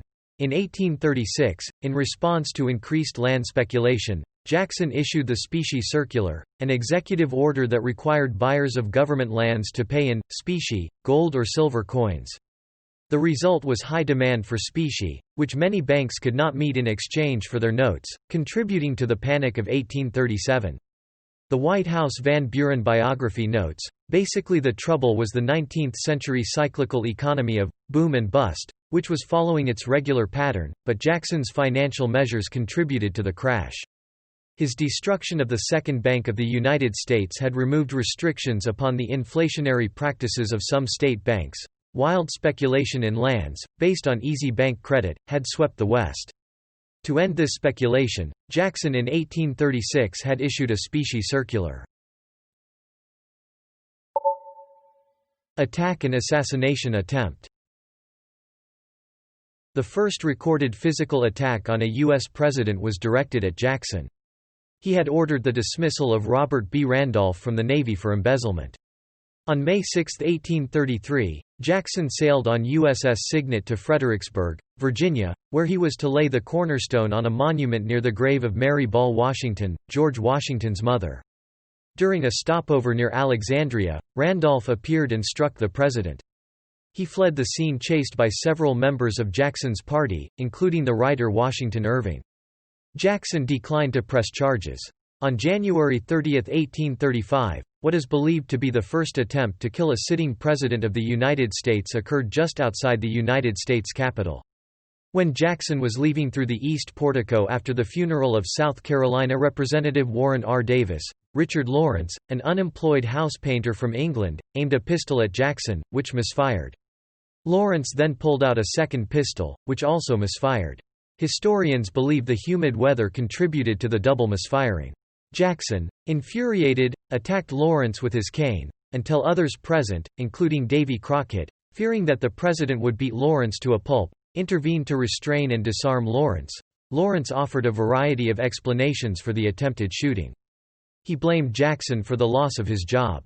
He claimed that with the president dead, money would be more plenty, a reference to Jackson's struggle with the Bank of the United States, and that he could not rise until the president fell. Finally, Lawrence told his interrogators that he was a deposed English king, specifically, Richard III, dead since 1485, and that Jackson was his clerk. He was deemed insane and was institutionalized. Afterwards, the pistols were tested and retested. Each time they performed perfectly. Many believed that Jackson had been protected by the same providence that also protected their young nation. The incident became a part of Jacksonian mythos. Jackson initially suspected that a number of his political enemies might have orchestrated the attempt on his life. His suspicions were never proven. Reaction to anti-slavery tracts. During the summer of 1835, Northern abolitionists began sending anti-slavery tracts through the postal system into the South. Pro-slavery Southerners demanded that the Postal Service ban distribution of the materials, which were deemed incendiary, and some began to riot. Jackson wanted sectional peace, and desired to placate Southerners ahead of the 1836 election. He fiercely disliked the abolitionists, whom he believed were, by instituting sectional jealousies, attempting to destroy the Union. Jackson also did not want to condone open insurrection. He supported the solution of Postmaster General Amos Kendall, which gave Southern postmasters discretionary powers to either send or detain the anti-slavery tracts. That December, Jackson called on Congress to prohibit the circulation through the South of incendiary publications intended to instigate the slaves to insurrection. U.S. exploring expedition. Jackson initially opposed any federal exploratory scientific expeditions during his first term in office. The last scientific federally funded expeditions took place from 1817 to 1823, led by Stephen H. Harriman on the Red River of the North. Jackson's predecessor, President Adams, attempted to launch a scientific oceanic exploration in 1828, but Congress was unwilling to fund the effort. When Jackson assumed office in 1829, he pocketed Adams' expedition plans. Eventually, wanting to establish his presidential legacy, similar to Jefferson and the Lewis and Clark expedition, Jackson sponsored scientific exploration during his second term. On May 18, 1836, Jackson signed a law creating and funding the Oceanic United States Exploring Expedition. Jackson put Secretary of the Navy Mahlon Dickerson in charge, to assemble suitable ships, officers, and scientific staff for the expedition, with a planned launch before Jackson's term of office expired. Dickerson proved unfit for the task, preparations stalled and the expedition was not launched until 1838, during the presidency of Van Buren. One brig ship, USS Porpoise, later used in the expedition, having been commissioned by Secretary Dickerson in May 1836, circumnavigated the world and explored and mapped the Southern Ocean, confirming the existence of the continent of Antarctica. Panic of 1837. In spite of economic success following Jackson's vetoes and war against the bank, reckless speculation in land and railroads eventually caused the Panic of 1837. Contributing factors included Jackson's veto of the Second National Bank Renewal Charter in 1832 and subsequent transfer of federal monies to state banks in 1833 that caused Western banks to relax their lending standards. Two other Jacksonian acts in 1836 contributed to the Panic of 1837. The Specie Circular, which mandated Western lands only be purchased by money backed by gold and silver, and the Deposit and Distribution Act, which transferred federal monies from Eastern to Western state banks and in turn led to a speculation frenzy by banks. Jackson's Specie Circular, albeit designed to reduce speculation and stabilize the economy, left many investors unable to afford to pay loans in gold and silver. The same year there was a downturn in Great Britain's economy that stopped investment in the United States. As a result, the U.S. economy went into a depression, banks became insolvent, the national debt, previously paid off, increased, business failures rose, cotton prices dropped, and unemployment dramatically increased. The depression that followed lasted for 4 years until 1841, when the economy began to rebound. Judicial appointments. Jackson appointed 6 justices to the Supreme Court. Most were undistinguished. His first appointee, John McLean, had been nominated in Berry's place after Berry had agreed to become Postmaster General. McLean, turned Whig and forever schemed to win the presidency. His next 2 appointees, Henry Baldwin and James Moore Wayne, disagreed with Jackson on some points but were poorly regarded even by Jackson's enemies. In reward for his services, Jackson nominated Taney to the court to fill a vacancy in January 1835, but the nomination failed to win Senate approval. Chief Justice Marshall died in 1835, leaving 2 vacancies on the court. Jackson nominated Taney for Chief Justice and Philip Pendleton Barber for Associate Justice. Both were confirmed by the new Senate. Taney served as Chief Justice until 1864, presiding over a court that upheld many of the precedents set by the Marshall Court. He was generally regarded as a good and respectable judge, but his opinion in Dred Scott v. Sandford largely overshadows his career. On the last full day of his presidency, Jackson nominated John Catron, who was confirmed. States admitted to the Union. 2 new states were admitted into the Union during Jackson's presidency: Arkansas, June 15, 1836, and Michigan, January 26, 1837. Both states increased Democratic power in Congress and helped Van Buren win the presidency in 1836. This was in keeping with the tradition that new states would support the party which had done the most to admit them.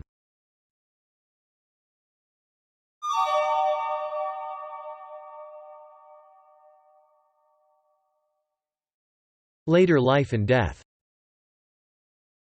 In 1837, after serving 2 terms as president, Jackson was replaced by his chosen successor Martin Van Buren and retired to the Hermitage. He immediately began putting it in order as it had been poorly managed in his absence by his adopted son, Andrew Jackson, Jr. Although he suffered ill health, Jackson remained highly influential in both national and state politics. He was a firm advocate of the federal union of the states and rejected any talk of secession, insisting, "I will die with the Union." Blamed for causing the Panic of 1837, he was unpopular in his early retirement.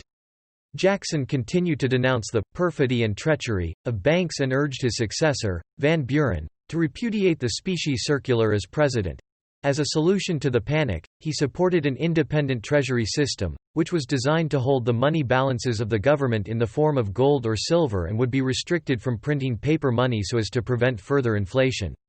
A coalition of conservative Democrats and Whigs opposed the bill, and it was not passed until 1840. During the delay, no effective remedy had been implemented for the Depression. Van Buren grew deeply unpopular. A unified Whig party nominated popular war hero William Henry Harrison and former Jacksonian John Tyler in the 1840 presidential election. The Whigs' campaign style in many ways mimicked that of the Democrats when Jackson ran. They depicted Van Buren as an aristocrat who did not care for the concerns of ordinary Americans, while glorifying Harrison's military record and portraying him as a man of the people. Jackson campaigned heavily for Van Buren in Tennessee. He favored the nomination of Polk for vice president at the 1840 Democratic National Convention over controversial incumbent Richard Mentor Johnson. No nominee was chosen, and the party chose to leave the decision up to individual state electors. Harrison won the election, and the Whigs captured majorities in both houses of Congress.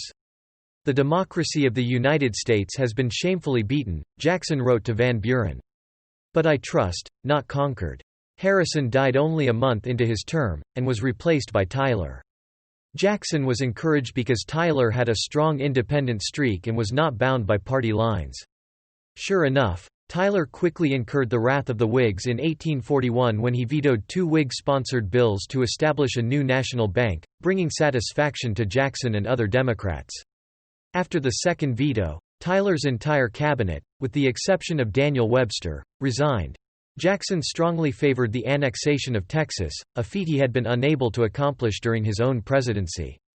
While Jackson still feared that annexation would stir up anti-slavery sentiment, his belief that the British would use Texas as a base to threaten the United States overrode his other concerns.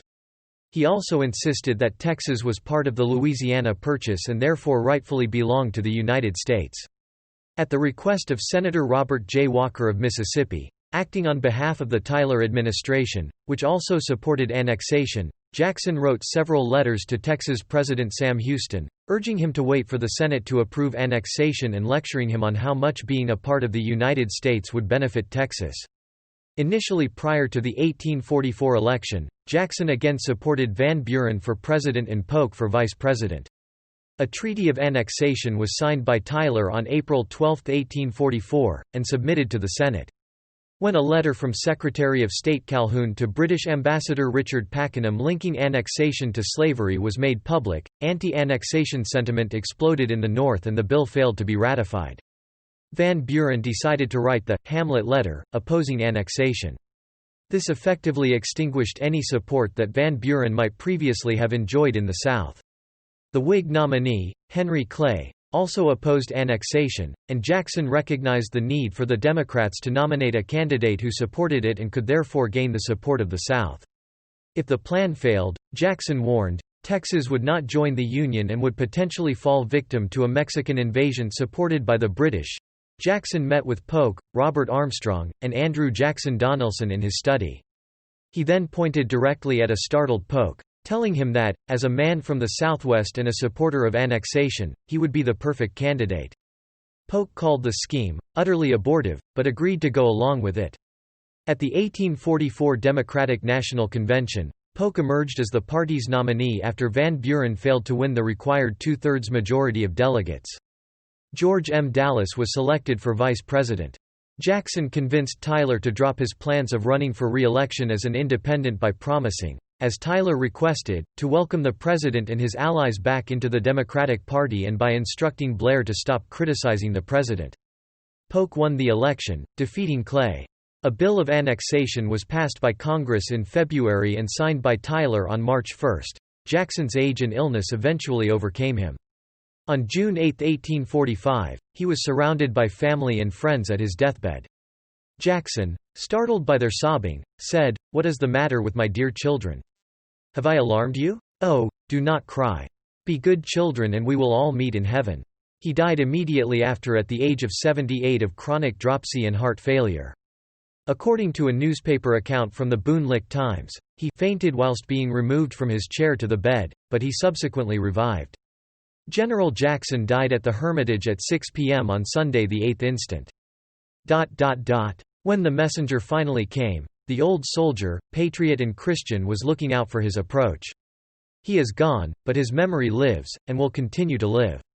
In his will, Jackson left his entire estate to Andrew Jackson Jr. except for specifically enumerated items that were left to various friends and family members. Family.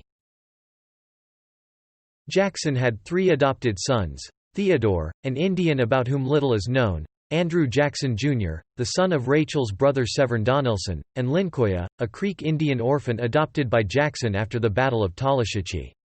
Lincoya died of tuberculosis on July 1, 1828, at the age of 16. The Jacksons also acted as guardians for 8 other children. John Samuel Donelson, Daniel Smith Donelson, and Andrew Jackson Donelson were the sons of Rachel's brother Samuel Donelson, who died in 1804. Andrew Jackson Hutchings was Rachel's orphaned grandnephew. Caroline Butler, Eliza Butler, Edward Butler, and Anthony Butler were the orphaned children of Edward Butler, a family friend. They came to live with the Jacksons after the death of their father. The widower Jackson invited Rachel's niece Emily Donelson to serve as hostess at the White House. Emily was married to Andrew Jackson Donelson, who acted as Jackson's private secretary and in 1856 ran for vice president on the American Party ticket. The relationship between the president and Emily became strained during the Petticoat affair, and the two became estranged for over a year. They eventually reconciled and she resumed her duties as White House hostess. Sarah York Jackson, the wife of Andrew Jackson Jr., became co-hostess of the White House in 1834. It was the only time in history when 2 women simultaneously acted as unofficial First Lady. Sarah took over all hostess duties after Emily died from tuberculosis in 1836. Jackson used Rip Raps as a retreat. Temperament.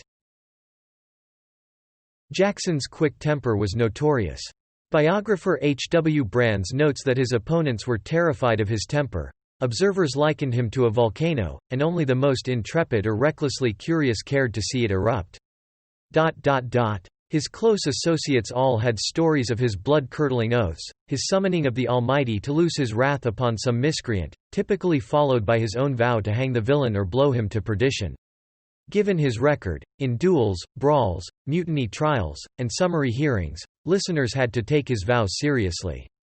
On the last day of his presidency, Jackson admitted that he had but 2 regrets, that he had been unable to shoot Henry Clay or to hang John C. Calhoun. On his deathbed, he was once again quoted as regretting that he had not hanged Calhoun for treason. "My country would have sustained me in the act, and his fate would have been a warning to traitors in all time to come," he said. Remini expresses the opinion that Jackson was typically in control of his temper, and that he used his anger, along with his fearsome reputation, as a tool to get what he wanted. Physical appearance. Jackson was a lean figure, standing at 6 feet 1 inch (1.85 meters) tall, and weighing between 130 and 140 pounds (59 and 64 kilograms) on average. Jackson also had an unruly shock of red hair, which had completely grayed by the time he became president at age 61. He had penetrating deep blue eyes. Jackson was one of the more sickly presidents, suffering from chronic headaches, abdominal pains, and a hacking cough. Much of his trouble was caused by a musket ball in his lung that was never removed, that often brought up blood and sometimes made his whole body shake. Religious faith. In 1838, Jackson became an official member of the First Presbyterian Church in Nashville. Both his mother and his wife had been devout Presbyterians all their lives, but Jackson himself had postponed officially entering the church in order to avoid accusations that he had joined only for political reasons. Freemasonry. Jackson was a Freemason, initiated at Harmony Lodge No. 1 in Tennessee. He was elected Grand Master of the Grand Lodge of Tennessee in 1822 and 1823. During the 1832 presidential election, Jackson faced opposition from the anti-Masonic Party. He was the only U.S. president to have served as Grand Master of a state's Grand Lodge until Harry S. Truman in 1945. His Masonic apron is on display in the Tennessee State Museum. An obelisk and bronze Masonic plaque decorate his tomb at the Hermitage. Historical reputation. Jackson remains one of the most studied and controversial figures in American history.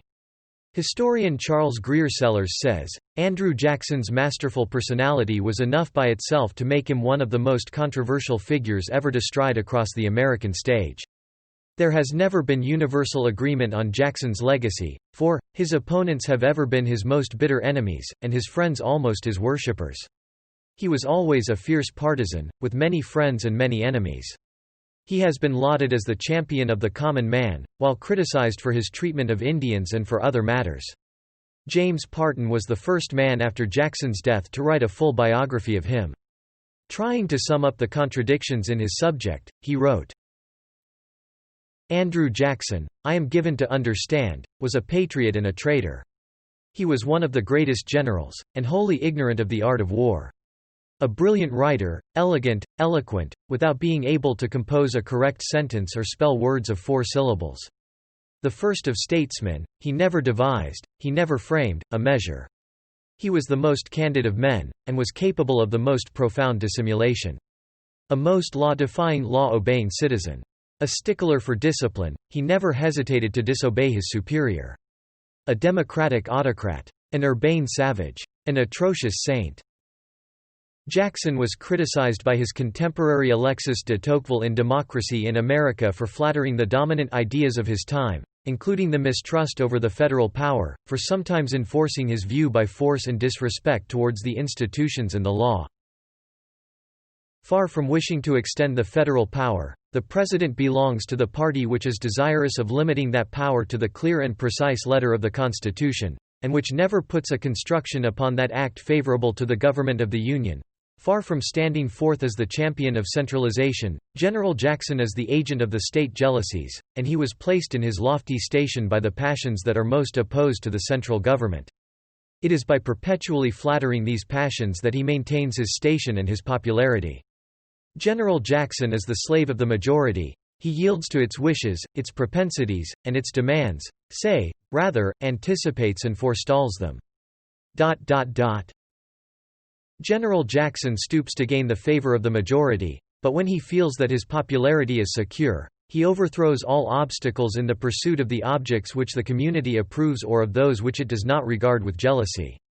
Supported by a power that his predecessors never had, he tramples on his personal enemies, whenever they cross his path, with a facility without example. He takes upon himself the responsibility of measures that no one before him would have ventured to attempt. He even treats the national representatives with a disdain approaching to insult. He puts his veto on the laws of Congress and frequently neglects even to reply to that powerful body. He is a favorite who sometimes treats his master roughly. In the 20th century, Jackson was written about by many admirers. Arthur M. Schlesinger Jr.'s Age of Jackson, 1945, depicts Jackson as a man of the people battling inequality and upper-class tyranny. From the 1970s to the 1980s, Robert Remini published a 3-volume biography of Jackson followed by an abridged 1-volume study. Remini paints a generally favorable portrait of Jackson. He contends that Jacksonian democracy stretches the concept of democracy about as far as it can go and still remain workable. As such, it has inspired much of the dynamic and dramatic events of the 19th and 20th centuries in American history: populism, progressivism, the New and Fair Deals, and the programs of the New Frontier and Great Society. To Remini, Jackson serves as the embodiment of the new American. This new man was no longer British. He no longer wore the queue and silk pants. He wore trousers, and he had stopped speaking with a British accent. Other 20th-century writers such as Richard Hofstadter and Bray Hammond depict Jackson as an advocate of the sort of laissez-faire capitalism that benefits the rich and oppresses the poor. Jackson's initiatives to deal with the conflicts between Indians and American settlers has been a source of controversy. Starting mainly around 1970, Jackson came under attack from some historians on this issue. Howard Zinn called him the most aggressive enemy of the Indians in early American history, and exterminator of Indians. Conversely, in 1969, Francis Paul Prucha argued that Jackson's removal of the 5 civilized tribes from the extremely hostile white environment in the Old South to Oklahoma probably saved their very existence. Similarly, Remini claims that, if not for Jackson's policies, the southern tribes would have been totally wiped out, just like other tribes, namely, the Yamasee, Mohican, and Narragansett, which did not move. Jackson has long been honored, along with Thomas Jefferson, in the Jefferson-Jackson Day fundraising dinners held by state Democratic Party organizations to honor the 2 men whom the party regards as its founders.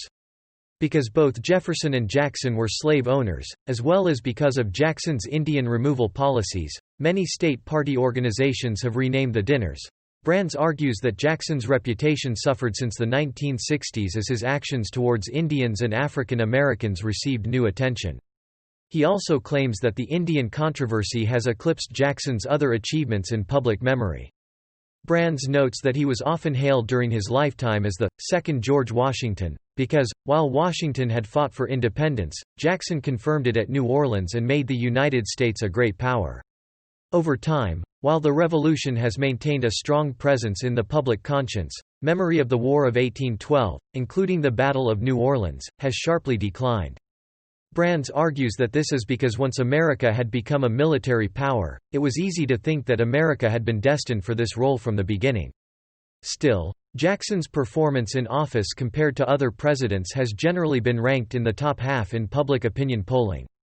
His position in CSPAN's poll dropped from 13th in 2009 to 18th in 2017. Portrayal on banknotes and stamps. Jackson has appeared on U.S. banknotes as far back as 1869, and extending into the 21st century. His image has appeared on the $5, $10, $20, and $10,000 note. Most recently, his image has appeared on the U.S. $20 Federal Reserve note beginning in 1928. In 2016, Treasury Secretary Jack Lew announced his goal that by 2020 an image of Harriet Tubman would replace Jackson's depiction on the front side of the $20 banknote, and that an image of Jackson would be placed on the reverse side, though the final decision will be made by his successors. Jackson has appeared on several postage stamps. He first appeared on an 1863 2-cent stamp, which is commonly referred to by collectors as the blackjack due to the large portraiture of Jackson on its face printed in pitch black. During the American Civil War, the Confederate government issued 2 Confederate postage stamps bearing Jackson's portrait, one a 2-cent red stamp and the other a 2-cent green stamp, both issued in 1863. Memorials. Numerous counties and cities are named after him, including the city of Jacksonville in Florida and North Carolina, the cities of Jackson in Louisiana, Michigan, Mississippi, Missouri, and Tennessee, Jackson County in Florida, Illinois, Michigan, Mississippi, Missouri, Ohio, and Oregon, and Jackson Parish in Louisiana. Memorials to Jackson include a set of 4 identical equestrian statues by the sculptor Clark Mills, in Lafayette Square, Washington, D.C., in Jackson Square, New Orleans, in Nashville on the grounds of the Tennessee State Capitol, and in Jacksonville, Florida. Other equestrian statues of Jackson have been erected elsewhere, as in the state capitol grounds in Raleigh, North Carolina. That statue controversially identifies him as one of the presidents North Carolina gave the nation, and he is featured alongside James Polk and Andrew Johnson, both U.S. presidents born in North Carolina. There is a bust of Andrew Jackson in Plaza Ferdinand VII in Pensacola, Florida, where he became the first governor of the Florida Territory in 1821. There is also a 1928 bronze sculpture of Andrew Jackson by Bell Kinney Scholes and Leopold Scholes in the U.S. Capitol building as part of the National Statuary Hall collection. Popular culture depictions. Jackson and his wife Rachel were the main subjects of a 1951 historical novel by Irving Stone, The President's Lady, which told the story of their lives up until Rachel's death. The novel was the basis for the 1953 film of the same name starring Charlton Heston as Jackson and Susan Hayward as Rachel. Jackson has been a supporting character in a number of historical films and television productions. Lionel Barrymore played Jackson in The Gorgeous Hussy, 1936, a fictionalized biography of Peggy Eaton starring Joan Crawford. The Buccaneer, 1938, depicting the Battle of New Orleans, included Hugh Southern as Jackson, and was remade in 1958 with Heston again playing Jackson. Basil Roysdale played Jackson in Walt Disney's 1955 Davy Crockett TV miniseries. Wesley Addy appeared as Jackson in some episodes of the 1976 PBS miniseries The Addams Chronicles. Jackson is the protagonist of the comedic historic rock musical Bloody Bloody Andrew Jackson, 2008, with music and lyrics by Michael Friedman and book by Alex Timbers. Thanks for listening to Wiki on Tape. I hope you drop by again sometime. Goodbye.